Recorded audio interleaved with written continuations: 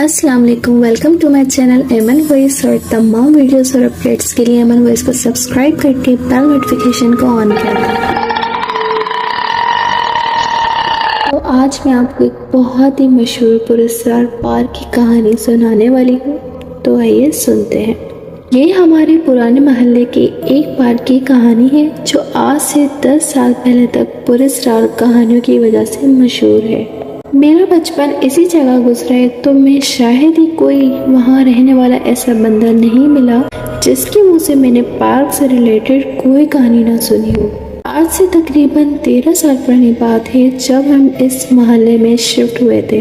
इस वक्त मैं भी छोटा था, मगर इतना सेंस रखता था कि उस वक्त की तमाम बातें मुझे आज भी याद है। हमारे घर पार्क से 4 गलियां छोड़कर 5वीं गली में था और शायद ये गली भी उस पार्क के हिसार में आती थी, क्योंकि अक्सर यहाँ भी रात के वक्त बाहर से बच्चों के खेलने की आवाज़ें आती थी, जिनको हम लोगों के अलावा पूरा मोहल्ला सुनता था।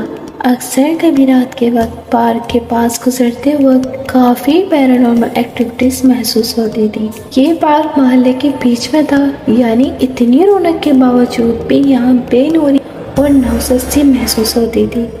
यहाँ पुराने दरख्त लगे हुए थे जिन्हें देखकर ऐसा महसूस होता था जैसे कोई औरत हो, क्योंकि उसकी शाखें किसी औरत के बालों की जैसी तस्वीर दे रही थी। यहाँ एक बड़ा स्लाइड वाला झूला हुआ करता था जिसकी एक अलग ही दास्तान थी।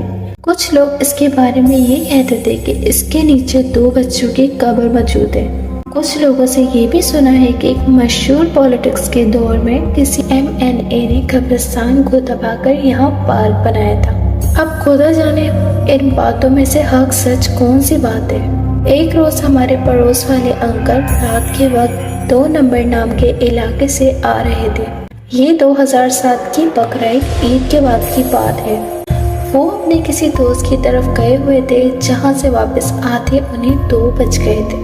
अंकल बताते थे कि इनकी साइकिल के हैंडल पर एक शॉपर थी जिसमें इनके दोस्त ने कुर्बानी का गोश्त दिया था।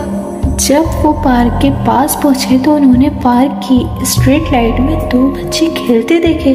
जब घड़ी में टाइम देखा तो रात के 2:30 बज रहे थे। वो समझ गए कि ये इंसान के बच्चे नहीं, क्योंकि ये वक्त इंसानों का नहीं होता। जब उन बच्चों ने उन्हें देखा तो उनका नाम लेकर उन्हें बुलाया, शहरी शहरी शहरी, कहाँ से आ रहे हो इतनी रात को। उन्होंने कोई जवाब न दिया तो एक बच्चा बोला, शेरी ये गोश्त हमें दे दो। उन्होंने साइकिल की स्पीड तेज की और कोई जवाब दिए बिना आगे बढ़ गए। जैसे ही उन्होंने उन बच्चों को क्रॉस किया ही था तो उनकी नज़र एक औरत पर पड़ी। वो औरत बहुत ही भयानक थी और अजीब बात ये भी थी कि वो प्रेग्नेंट थी। और अब वो बिल्कुल सामने अचानक आती और कहती, तुम्हें समझ नहीं आई मेरे बच्चों ने क्या कहा है? इन्हें भूख लगी है, ये गोश्त हमें दे दो। उनका कहना था, मेरे पाँव के नीचे से जमीन ही निकल गई। मैं साइकिल से नीचे गिर गया था और भागते भागते भागते हुए मैं घर पहुंचा और अक्सर लोगों ने स्ट्रीट लाइट में 2 बच्चों को खेलते हुए देखा था।